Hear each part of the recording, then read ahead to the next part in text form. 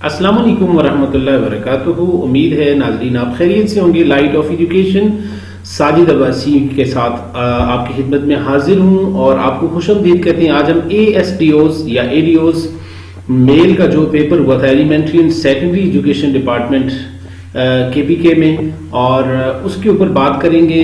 और ये पेपर 27/2/2023 को हुआ था। इसका हमने एक पोर्शन सॉल्व किया हुआ है और उसके बाद जो दूसरा पेडागोजी का पोर्शन रहता है 25 मार्क्स का, वो हम आज की वीडियो में सॉल्व करेंगे।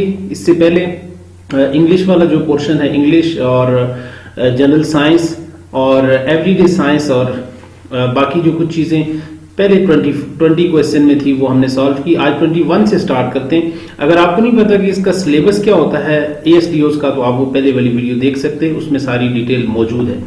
तो यहाँ पे आज हम 21 से स्टार्ट करते हैं। यहाँ पे